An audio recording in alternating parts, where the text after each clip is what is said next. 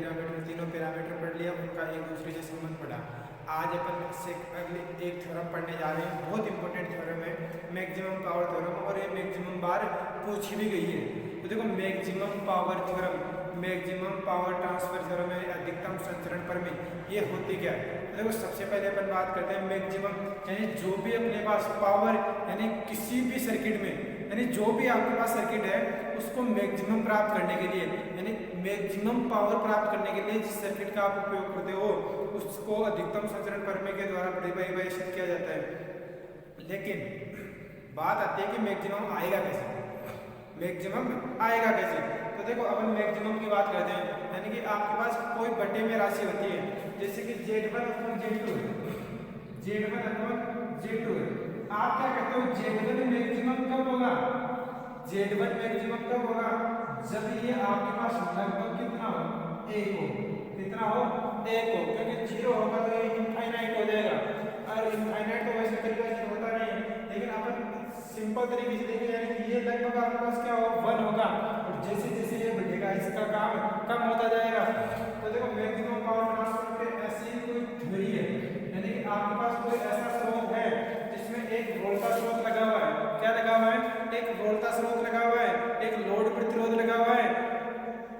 तो देखो लोड से आपके पास जो भी वोल्टा स्रोत से, वोल्टेज स्रोत से लोड को शक्ति अधिकतम हो तो उसको क्या कहते हैं? अधिकतम शक्ति संचरण प्रमेय। लेकिन उसके लिए आपके पास सर्किट कैसा होगा? तो देखो सर्किट की सबसे पहले बात करते हैं, देखो इसको समझो पहले, इसमें होता क्या है। देखो आपके पास कोई ऐसा सर्किट होता है,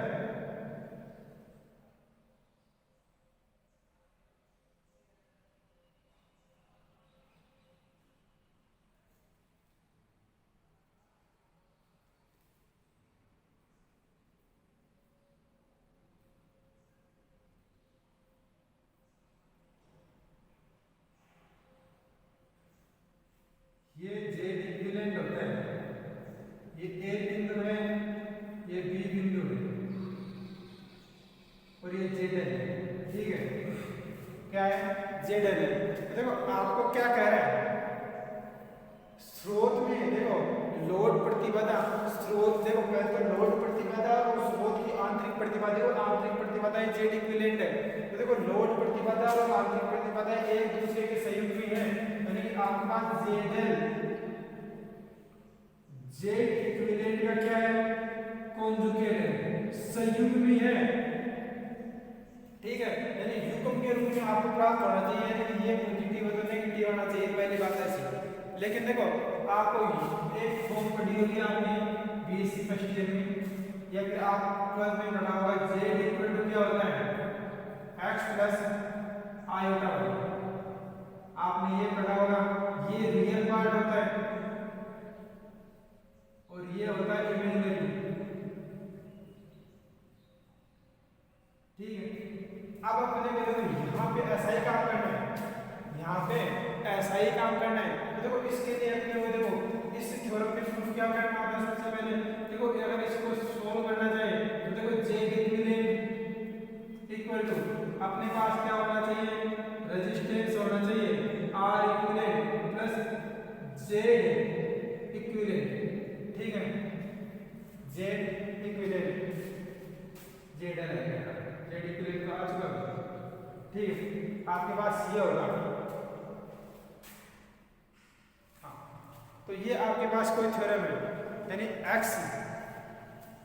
अब आपको कह रहा है संयुग में होना चाहिए, यानी देखो आपको संयुग में मतलब इसका स्टार और इसका स्टार, यानी आपको जो भी प्रूफ करना है लास्ट में जो आएगा वो आपके पास ओनली इसके अंदर साइन चेंज होके आएगा, आएगा तो आएगा, और साइन चेंज होके ये वाला पार्ट, यानी आप लेके चल रहे हो ये वाला पार्ट या फिर ये वाला पार्ट, और आ रहा है आपके पास नेगेटिव वाला पार्ट, तो आप इसको क्या करोगे? यानी कि ये जो थ्योरम आई है प्रूफ करने के बाद, ये मैक्सिमम पावर थ्योरम का स्टेटमेंट है। क्या है? मैक्सिमम पावर थ्योरम का स्टेटमेंट है। यानी कि देखो इसका स्टेटमेंट अब आपको समझाता हूँ, इसकी परिभाषा देखो, आपके पास कोई एक द्विपार्श्विक प्रतिबाधा, यानी कोई आपके पास एक ऐसा स्रोत है द्विपार्श्विक यानी रेखीय प्रतिबाधा का कोई एक स्रोत है जिसमें लोड बोलता है इक्विवेलेंट, Z इक्विवेलेंट और ZL लगे हुए हैं। क्या लगे हुए हैं? ZL लगे हुए हैं। जबकि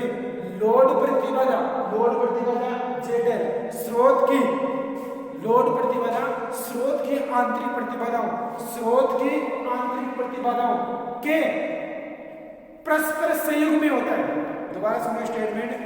एक आपके पास क्या होता है, द्वि टर्मिनल रेखीय सोर्स होता है। क्या होता है, द्वि टर्मिनल रेखीय सोर्स होता है। क्या होता है, द्वि टर्मिनल रेखीय सोर्स होता है। उसके अंदर आपके पास एक वोल्टेज सोर्स लगा हुआ होता है, एक लोड प्रतिबाधा श्रेणी क्रम में लगे हुए होते हैं। क्या लिखा, सभी एक दूसरे के क्या लगे हुए होते हैं, श्रेणी क्रम में। देखो आप ऐसे कर रहे हो ना कि देखो इसमें कोई आपके पास क्या है, एक दूसरे के समांतर क्रम में, यानी श्रेणी क्रम में आपके पास लोड प्रतिरोध और आपके पास जेड इक्विवेलेंट जुड़े हुए होने चाहिए, जिसके कारण लोड में स्रोत के द्वारा अधिकतम शक्ति अगर प्रवाहित की जाती है या प्रवाहित होती है तो उसको आप क्या कहते हो, अधिकतम संचरण प्रमेय। उसको क्या कहते हो, अधिकतम संचरण प्रमेय। यानी लोड में प्रवाहित शक्ति क्या हो, अधिकतम हो। तो देखो अपन इसको देखो अब प्रूफ करते हैं। सबसे पहले बात तो क्या करते हैं, प्रूफ करते हैं।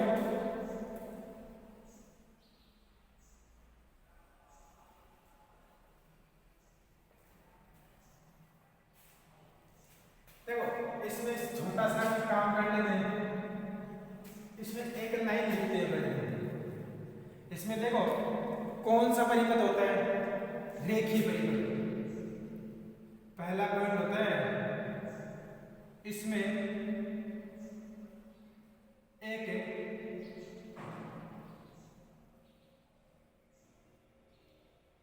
द्विपार्श्विक रेखीय परिपथ होता है। ठीक है, पहला पॉइंट। दूसरा, जिसमें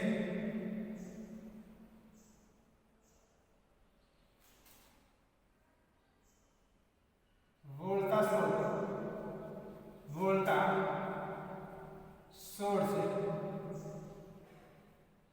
इक्विवेलेंट आंतरिक प्रतिबाधा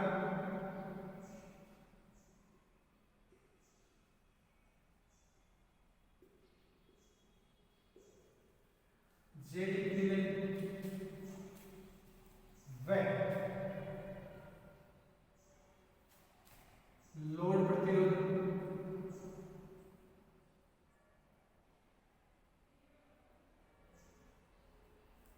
जेड लगा हुआ होता है, लगा हुआ होता है। थर्ड पॉइंट,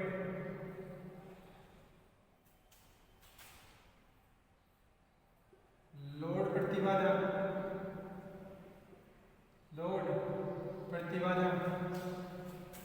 तथा स्रोत की आंतरिक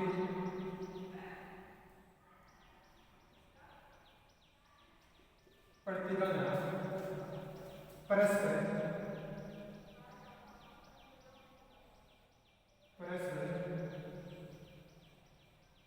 सहयोगी होते हैं। लोड प्रतिबाधा और स्रोत की आंतरिक प्रतिबाधा परस्पर क्या होती है, सहयोगी होती है।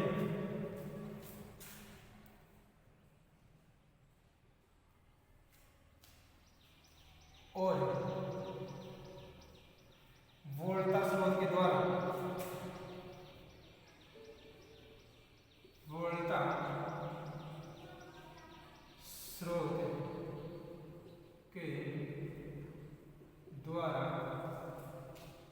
प्रवाहित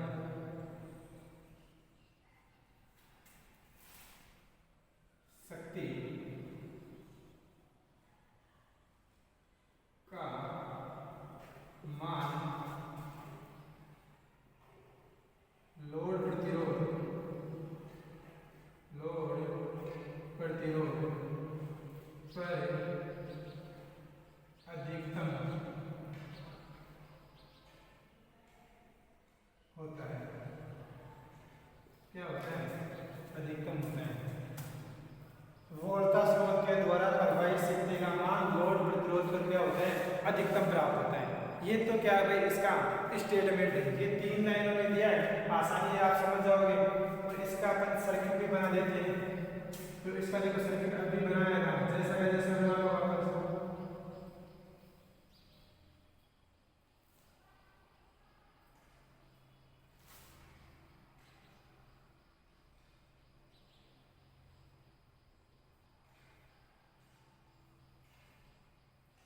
ये E इक्विवेलेंट है, Z इक्विवेलेंट है और ZL है। ठीक है, देखो ये तो इसका क्या हो गया, स्टेटमेंट हो गया भाई। अब आपको देखो क्या लेके चलना है, क्या प्रूव करना है। तो वो सबसे पहले तो देखो अपन को क्या लेके चलना है, लोड में शक्ति क्या होनी चाहिए, अधिकतम होनी चाहिए भाई अपने पास। तो सीधी सी बात करें तो देखो अपने पास Z इक्वल टू क्या होता है, Z इक्वल टू अपन एक तो R लेते हैं और एक आयोटा X लेते हैं। ठीक है, तो देखो Z इक्विवेलेंट, अगर इसके यहाँ पे इक्विवेलेंट के बारे में बात करें तो Z इक्विवेलेंट मान लेते हैं इसमें क्या आएगा, आई करवाई हो रही है, क्या हो रही है, धारा आई करवाई हो रही है। अगर आप Z इक्विवेलेंट की बात करें तो यहाँ पे भी क्या आएगा, R equivalent plus iota X equivalent. अगर यहाँ पे ZL की बात करें तो यहाँ पे क्या आ जाएगा, RL प्लस आयोटा XL। ठीक है, अब देखो फॉर्म तो यही है, इक्विवेलेंट की फॉर्म में लेंगे तो ये वाला, ये देखो x प्लस आयोटा y की फॉर्म है। ये आपको बात देखो ये क्या है, ये क्या है, ये रेजिस्टेंस है, प्रतिबाधा है, आंतरिक प्रतिघात, क्या है, आंतरिक प्रतिघात। ये आपके पास हो गया। तो इसके लिए अब आपको क्या करना पड़ेगा कि आपको इस सर्किट को सोल्व करना है और यहाँ से आपको पहले तो देखो आई मैक्सिमम निकालनी है। और जब आपको लास्ट में प्रूफ हो जाए, यानी कि आपको अपन ने क्या दिखाया, परस्पर संयुग्मी होते हैं। संयुग्मी का मतलब ZL का स्टार लास्ट में आपके पास ये आ जाए, या तो RL माइनस आयोटा XL, या फिर इसके बारे में बात करें तो आपके पास आना चाहिए प्रूफ करने के बाद Z इक्विवेलेंट का स्टार इक्विवेलेंट मान लेते हैं अपन, Z इक्विवेलेंट ही है तो ये आना चाहिए R equivalent minus iota X equivalent, ये आना चाहिए। या तो ये वाली फॉर्म आनी चाहिए आपके पास, या फिर ये वाली फॉर्म आनी चाहिए। इस प्रमेय में अपने को ये सिद्ध करना है। यानी देखो अपने को पहले तो क्या निकालनी है, मैक्सिमम पावर निकालनी है। मैक्सिमम पावर निकालने के लिए जैसे आप पावर निकालते हो तो देखो P का फॉर्मूला क्या होता है, यहाँ पे मैं ये भी लिख देता हूँ, ये आपको प्रूफ करना होता है, प्रूफ। ठीक है, और इसमें देखो P इक्वल टू पावर क्या होता है, P I स्क्वायर और RL, I स्क्वायर और RL होता है, P equal to I square RL। तो देखो I का तो यहाँ से I की वैल्यू निकालनी है, आपको क्या निकालनी है, I की वैल्यू निकालनी है। फिर आपको क्या करना पड़ेगा, उसका डेरिवेटिव करना पड़ेगा। डेरिवेटिव करने के बाद उसमें जो कंडीशन लगती है वो कंडीशन आपको अप्लाई करनी है। तो देखो अप्लाई करने के बाद आपके पास कुछ वैल्यू आएगी इक्विवेलेंट के बराबर, तो वो सारा काम आपको इसमें करना है। तो एक बार आप इस स्टेटमेंट का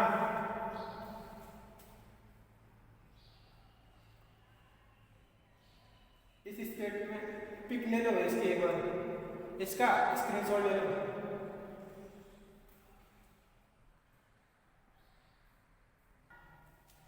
तो आगे करते हैं बना। देखो अपन ने क्या बनाया था, आगे सर्किट बनाया था, तो एक बार सर्किट को इधर बना लेते हैं, अपने यूज होगा 20 सेकंड का। ठीक है, तो ये आपके पास कोई सर्किट था,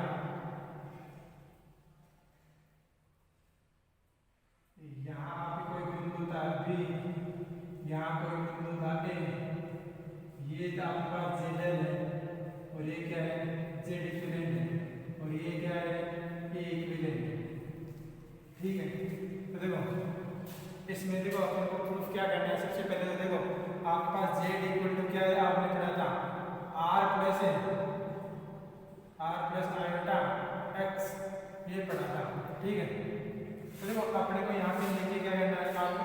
एल की वैल्यू चाहिए एक तो जेड एल इक्वल टू आपके पास क्या है R L plus iota X L और तथा जेड इक्विवेलेंट की वैल्यू क्या होगी R equivalent plus iota X equivalent. ठीक है, ये अपने पास हो गया, ये अपने पास है। तो देखो अब अपने को देखो ये तो दिया हुआ है और आपको सिद्ध क्या करना है, सिद्ध करना है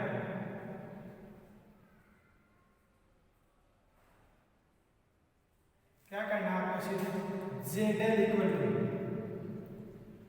R L minus iota X L, ये आपको प्रूफ करना है। ठीक है, तो देखो अपन यहाँ से देखो अपन अब बात करें, अब आप क्या जानते हो, देखो ये आपको सर्किट दिया हुआ है कोई, देखो इसमें आपके पास धारा मान लेते हैं आई है, क्या है धारा आई, तो इसमें देखो अपन लिखते हैं सबसे पहले प्रूफ में, देखो इसमें लिखो हम जानते हैं कि हम जानते हैं कि किरचॉफ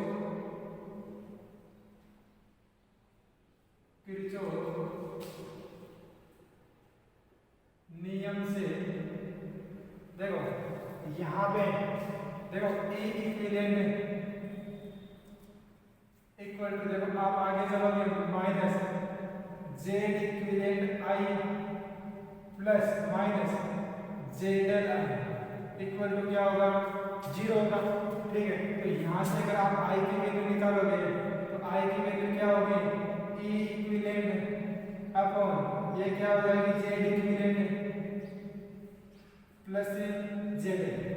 समीकरण इसको दे देना आगे वगैरह, समीकरण ये 1 दे देना, ये 2 हो गया और ये समीकरण 3 और ये हो गया समीकरण 4, ये हो गया समीकरण 4।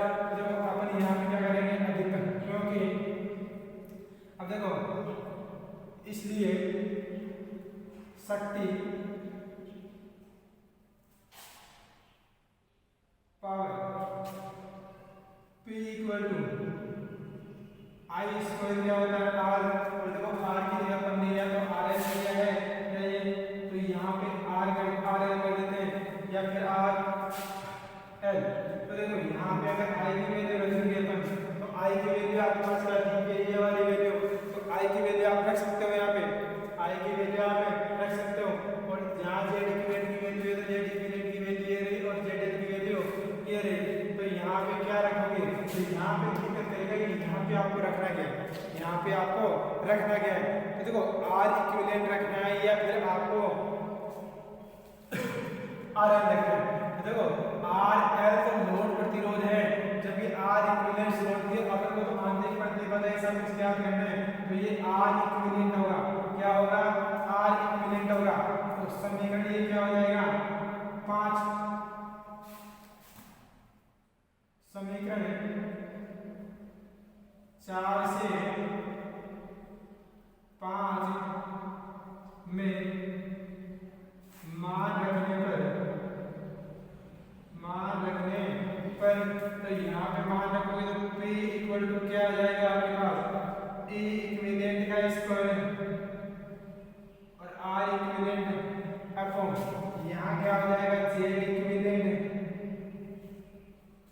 और जेड का स्क्वायर, क्या हो जाएगा स्क्वायर हो जाएगा।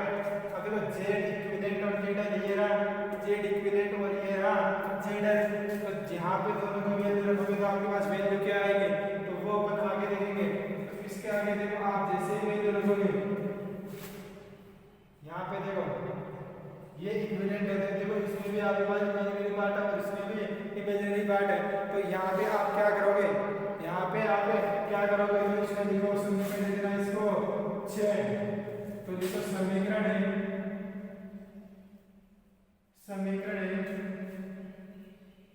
1 2 से समीकरण 6 में मान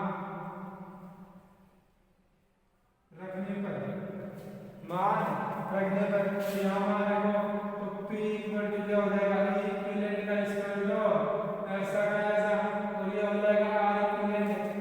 यहाँ पे z इक्विवेलेंट की वैल्यू क्या है ये रही यहाँ पे पहले रखो z इक्विवेलेंट इक्वल टू क्या है r equivalent iota x equivalent. तो यहाँ पे z की वैल्यू जो है क्या होगी rl प्लस आयोटा xl का स्क्वायर का स्क्वायर। तो यहाँ आप इसको देखो करोगे तो ये क्या हो जाएगा e इक्विवेलेंट का स्क्वायर तो ऐसा का ऐसा और r इक्विवेलेंट। यहाँ पे देखो रियल पार्ट इक्विवेलेंट कर दो तो ये इसका स्क्वायर करोगे तो r इक्विवेलेंट और rl एक तो ये हो गया प्लस आयोटा बार को मैं ले लो x इक्विवेलेंट प्लस ये क्या हो जाएगा xl का और ये क्या हो जाएगा इस पूरे का स्क्वायर क्या हो जाएगा इस पूरे का स्क्वायर। तो देखो अपन दोबारा बात कर लेते हैं। देखो अपने को ये z पता है और z का फॉर्मूला ये होता है तो तुमने पहले zl लिखा क्योंकि आपके पास और लोड प्रतिरोध है तो अपने प्रतिरोध ये प्रतिवाद के रूप में लिखा फिर rz इक्विवेलेंट लिखा समीकरण a को दे दे अपने को सिद्ध क्या करना है लास्ट में ये वाली चीजें प्रूफ करनी है।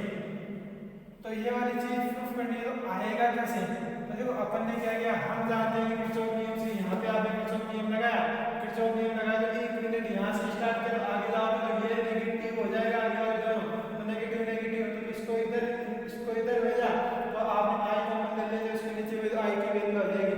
अब शक्ति के बारे में आप क्या जानते हो शक्ति P इक्वल टू होती है I स्क्वायर RL।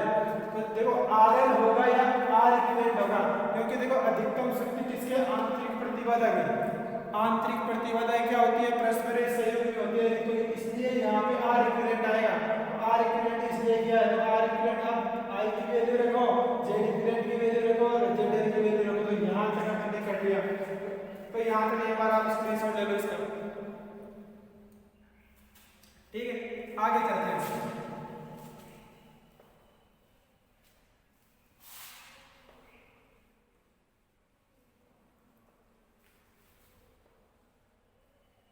ठीक है तो देखो ये अपन ये चीज रख लेते हैं लास्ट में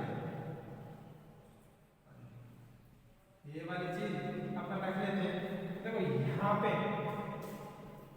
जो आया है इसको सोल्व करेंगे आगे तो देखो सोल्व करोगे तो P इक्वल टू क्या हो जाएगा E इक्विवेलेंट का स्क्वायर तो ऐसा कैसा आएगा R इक्विवेलेंट हो जाएगा अपॉन ये क्या हो जाएगा देखो R इक्विवेलेंट अपॉन RL का स्क्वायर क्योंकि एक बार रियल पार्ट और एक बार इमेजिनरी पार्ट का अलग अलग स्क्वायर होता है तो ये क्या हो जाएगा x इक्विवेलेंट और xl का स्क्वायर। ठीक है इसको दे देना समीकरण 7 हो गया कोई दिक्कत है क्या। देखो अपन ने इसको सोल्व किया इसका स्क्वायर हो गया तो देखो एक बार इसका स्क्वायर होगा एक बार इसका स्क्वायर होगा इमेजिनरी पार्ट और रियल पार्ट का अलग अलग स्क्वायर होगा तो याद आ गया। अब अपने को क्या चाहिए अधिकतम चाहिए अधिकतम वैल्यू चाहिए तो अपने पास थोड़ा क्या चाहिए तो देखो अधिकतम के लिए निकालना पड़ेगा तो एक बार तो आपको देखो इसमें डेरिवेटिव करते हैं अपन ने देखो आपको मैक्सिमम और मिनिमम निकालना तो आता होगा 12th में आपको सर ने सिखाया होगा कि मैक्सिमम कैसे निकालते हैं और मिनिमम कैसे निकालते हैं। तो देखो मैक्सिमम में आप करते क्या हो सबसे पहली बात मैक्सिमम में जब भी आप मैक्सिमम निकालो पहले डेरिवेटिव करते हो जो भी दिया हुआ वहां से कुछ पॉइंट आता है और उस पॉइंट को आप रखते हो तो अगर नेगेटिव वैल्यू आती है तो आप मैक्सिमम करते हो पॉजिटिव वैल्यू आती है तो मिनिमम करते हो। तो यहाँ पे भी ऐसा ही काम करना है। तो देखो यहाँ पे अगर आपको मैक्सिमम चाहिए तो आप किसके सापेक्ष डेरिवेटिव करोगे तो ये भी आपके पास कंफर्म होना चाहिए कि डेरिवेटिव ऊपर किसके सापेक्ष करें।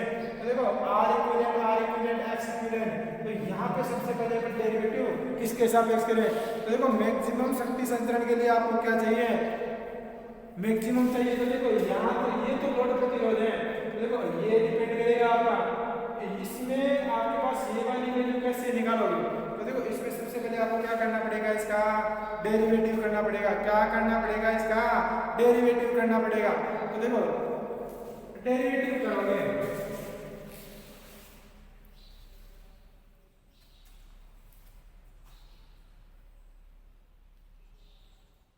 ठीक है तो देखो डेरिवेटिव किसके सापेक्ष करोगे Z इक्विवेलेंट है और एक ZL है रहता। लेकिन देखो जैसे आप ZL की बात करते हो यार, देखो R इक्विवेलेंट ये तो रेजिस्टेंस है, ये आंतरिक प्रतिघात है, ये एक्स्ट्रा पार्ट जुड़ा हुआ है, तो इसको हटाना है अपने को। क्या करना है? हटाना है। क्या करना है भाई? हटाना है। तो इसके लिए आपको क्या करना पड़ेगा? जो आपके पास X इक्विवेलेंट है उसके सापेक्ष आपको क्या करना पड़ेगा? डेरिवेटिव करना पड़ेगा। क्या करना पड़ेगा? डेरिवेटिव करना पड़ेगा। तो इसमें लिखो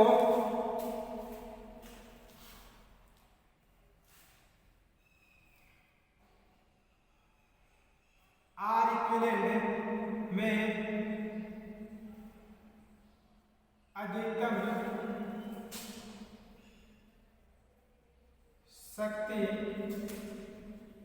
प्राप्त करने के लिए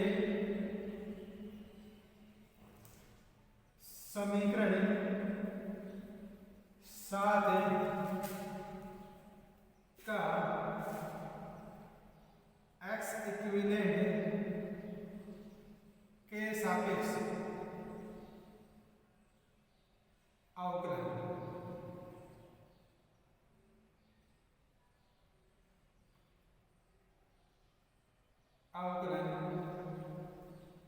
करने पर, ठीक है।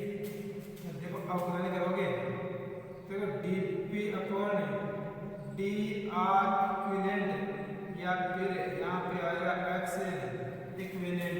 तो x इक्विवेलेंट के सापेक्ष करोगे तो देखो आपके पास वैल्यू क्या आएगी? E इक्विवेलेंट का स्क्वायर ऐसा का ऐसा, R इक्विवेलेंट ऐसा का ऐसा। यहाँ पे देखो इसका करोगे तो देखो 1 अपॉन, देखो पहले इसको करोगे फिर इसको छोड़, फिर अब वैल्यू निकालनी है। यहाँ पे वैल्यू निकालनी कैसे करोगे इसका डेरिवेटिव? देखो यहाँ पे a अपॉन b, या पहले कहते हैं ना, पहले आप इसको ऐसा कैसा रहने दो। तो अब नीचे वाला पार्ट है, देखो इसका तो होगा नहीं, जीरो होगा, इसका तो होगा ही नहीं, जीरो होगा। अब बचा ये वाला पार्ट। अब देखो एक बार अपन एक चीज देखते हैं, आपके पास देखो z equal to u plus iota u plus iota. तो देखो आप ऐसे करते हो z स्क्वायर तो u square plus v square होता है, ठीक है। तो देखो आपके पास भी ऐसा ही था पीछे, आपके पास में ऐसा ही था। तो देखो यहाँ पे आपके पास क्या था? R equivalent RL plus iota X equivalent XL और इस पूरे का स्क्वायर और Z मान लेते हैं। तो देखो यहाँ से अगर हम इसका स्क्वायर करोगे, देखो स्क्वायर करोगे तो ये दोनों a square plus b square आना चाहिए ना, ठीक है। तो इसलिए यहाँ पे ध्यान रखना प्लस आएगा। क्या आएगा? प्लस आएगा। पहली बात, ठीक है। अब देखो इसका डेरिवेटिव करना है। तो देखो डेरिवेटिव करते हो तो आपको पता है क्या आता है? नीचे वाले का आप करोगे तो ये तो ऐसा का ऐसा रहेगा, R इक्विवेलेंट प्लस RL का whole square plus X equivalent plus XL का स्क्वायर और इस पूरे का आएगा आपके पास स्क्वायर आएगा। इधर करोगे तो देखो इसका करोगे पहले तो ये तो जीरो, इसका करोगे इसका करोगे तो यहाँ पे क्या आएगा? Plus 2 X equivalent plus XL, X equivalent plus XL, सही है क्या? देखो अपन ने को किसके साथ पेश करना है? X equivalent. तो ये तो देखो जीरो हो जाएगा इसका, पहली बात इसका भी जीरो हो जाएगा। तो अपन ने देखो इसको और इसको तो ऐसे ही रखा है, तो देखो इसको ऊपर ले जाओगे तो माइनस हो जाएगा, तो माइनस आगे भी आएगा, माइनस से आगे भी आएगा। लेकिन अपन ने क्या किया? इसको नीचे रखा और इसको सोल्व करोगे तो ये आपके पास ये वाली वैल्यू आएगी। क्या ये सही है या गलत है? तो ये तो देखो आप लोग बताओगे।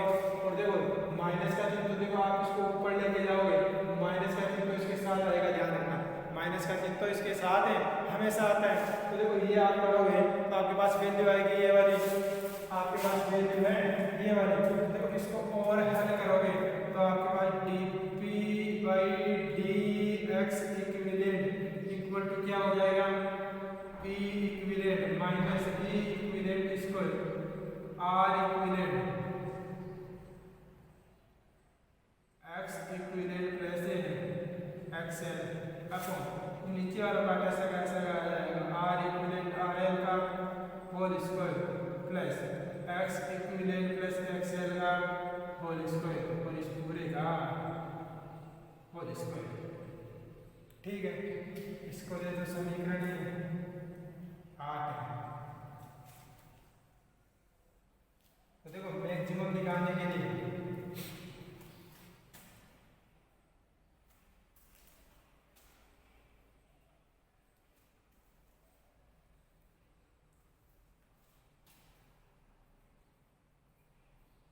यहाँ करना आउटलाइन कर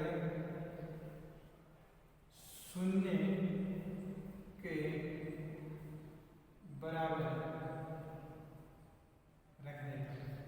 ठीक है, देखो अधिकतम प्राप्त करनी है समीकरण 7 का एक्स इक्विवेलेंट के सापेक्ष अवकलन करें शून्य के बराबर रखने पर आपने अवकलन कर दिया तो आप इस अवकलन को रखोगे D by D X equivalent equal to 0। तो देखो 0 रखोगे तो यहाँ से देखो तो आपके पास क्या आ रहा है 2 E equivalent square R equivalent upon R equivalent plus R L का स्क्वायर और X equivalent plus X L का स्क्वायर और इस पूरे का स्क्वायर और यहाँ पे क्या आ जाएगा X equivalent plus X L equal to 0 equal to 0। तो देखो आपके पास कौन सा पार्ट 0 के बराबर नहीं होगा, तो देखो आप अलग से लिख सकते हो -2 को उधर भेज दो तो E equivalent square R equivalent upon R equivalent R L plus X equivalent X L का स्क्वायर और इस पूरे का स्क्वायर नॉट इक्वल टू 0। अब बचा क्या आपके पास only X equivalent plus X L का 0। तो आपके पास एक्स इक्विवेलेंट किसके बराबर हो गया माइनस एक्स एल के बराबर हो गया। क्या हो गया माइनस एक्स एल के बराबर हो गया और इसको दे दो समीकरण 9। समीकरण 9। अब देखो ये वाली वैल्यू यहाँ पे रखोगे तो देखो समीकरण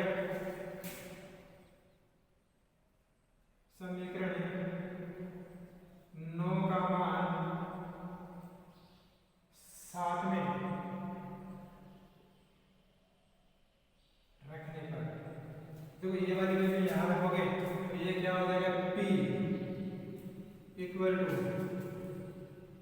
ई equivalent square upon R equivalent plus R L का होल स्क्वायर प्लस ये क्या हो जाएगा X equivalent minus X equivalent का स्क्वायर और यहाँ क्या हो जाएगा आर इक्विवेलेंट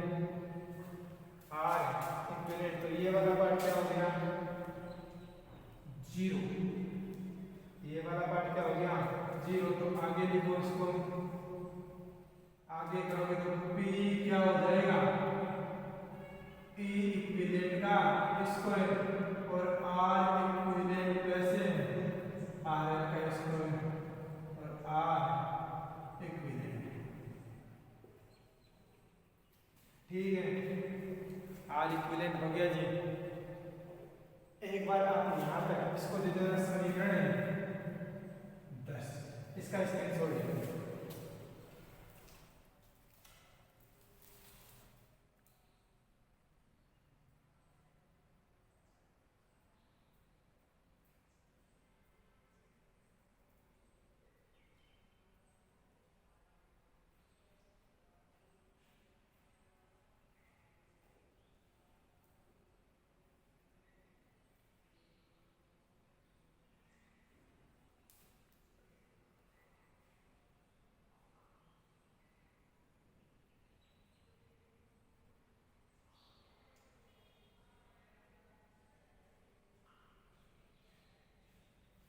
ठीक है, अब ऐसा ही काम क्या करना है देखो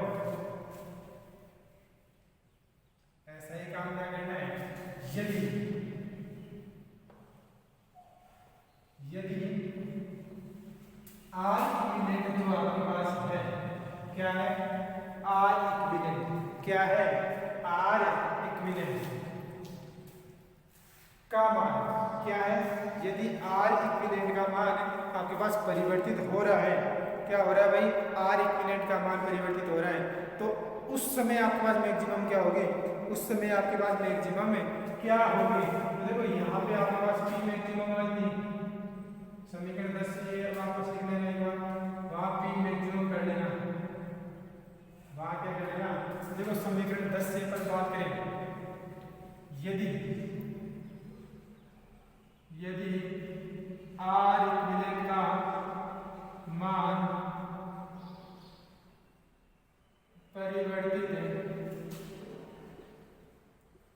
करने पर अधिकतम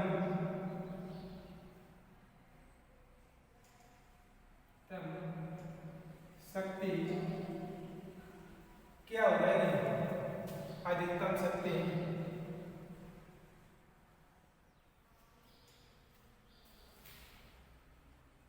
का मान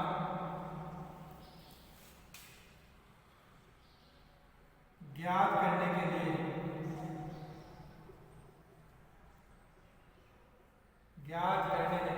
के लिए समीकरण 10 का आर इक्विवेलेंट के सापेक्ष अवकलन करने पर,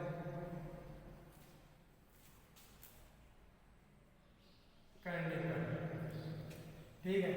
तो आपके पास समीकरण 10 क्या आया था अभी, P equal to E equivalent square R equivalent, और क्या आया था, R equivalent plus R L का square, R equivalent plus R L का स्क्वायर आया था, या फिर आपके पास क्या आया था, देखो स्क्वायर आया होगा आपके पास, तो देखो स्क्वायर आया है तो अपन को वैल्यू निकालनी है इस वाली की, तो वैल्यू निकालनी है। अब आप क्या कह रहे हैं, तो D P upon D R equivalent करना है, तो यहाँ दे देना समीकरण 10, तो इसका इक्विवेलेंट करोगे, देखो आर इक्विवेलेंट के सामने से पहले तो देखो इसके सापेक्ष कर लो, तो ये क्या बन जाएगा, only E equivalent upon R equivalent plus R L का स्क्वायर प्लस, ठीक है।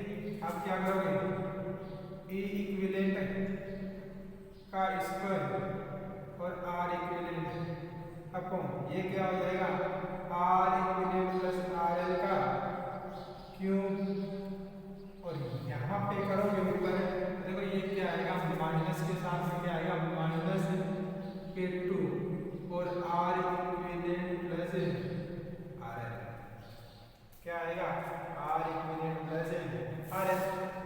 अब इसको सोल्व करोगे, अवकलन करने तथा शून्य के बराबर रखोगे, शून्य के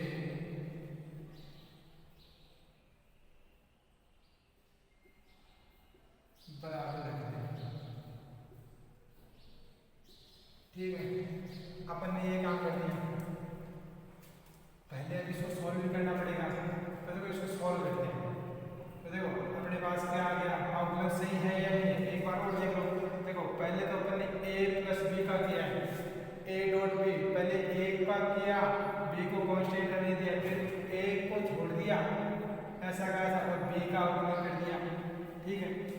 अब अपने पास देखो dp by D R equivalent equal to, अगर अपन इसको सॉल्व करना चाहे तो इसको बाहर कॉमन ले लो, R equivalent plus R L, और ये क्या हो जाएगा आपके पास, ई इक्विवेलेंट क्यूब ले लो बाहर कॉमन, तो ये क्या हो जाएगा, ई इक्विवेलेंट का स्क्वायर, और ये क्या हो जाएगा, R equivalent plus R L, और यहाँ पे क्या हो जाएगा, -2 ई इक्विवेलेंट का स्क्वायर आर इक्विवेलेंट, और ये क्या हो जाएगा, R equivalent plus R L equal to 0, ठीक है। इसको बाहर कॉमन ले लो, देखो इस वाले पार्ट से इस वाले पार्ट से क्या कट जाएगा, इसका एक पार्ट कट जाएगा, यहाँ क्या बचेगा स्क्वायर। तो यहाँ पे किससे क्या आ जाएगा dp बाई dr इक्विवेलेंट। तो यहाँ क्या बचेगा 1/r इक्विवेलेंट प्लस rl का स्क्वायर। अंदर क्या बचेगा e इक्विवेलेंट का square minus 2 e equivalent square और r इक्विवेलेंट इक्वल टू 0। यहाँ से देखो अपन ये और करेगा कॉमन इसको, तो देखो क्या आ जाएगा 1/r इक्विवेलेंट प्लस rl का क्या होगा स्क्वायर। और देखो e इक्विवेलेंट बाहर कॉमन ले लो, तो e इक्विवेलेंट का स्क्वायर बचेगा क्या 1 माइनस 2 r इक्विवेलेंट। ठीक है, अब यहाँ से देखो ये भी 0 के बराबर नहीं होगा, e इक्विवेलेंट भी नहीं हो सकता 0 के बराबर। देखो माना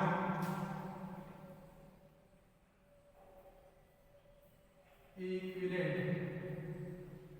1 minus 2 r equivalent not equal to 0, तो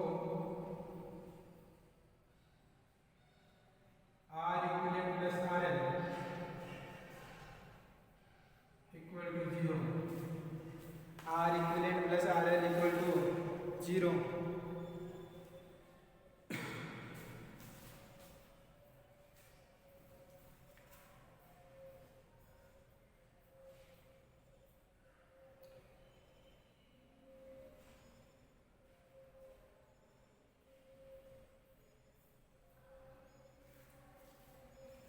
अब इसका आगे वाला पार्ट अपन आगे वाली क्लास में करेंगे। जैसे ही अपने पास जैसे आगे वाली क्लास आएगी उसमें जस्ट अपन स्टार्ट करने वाले हैं इसको।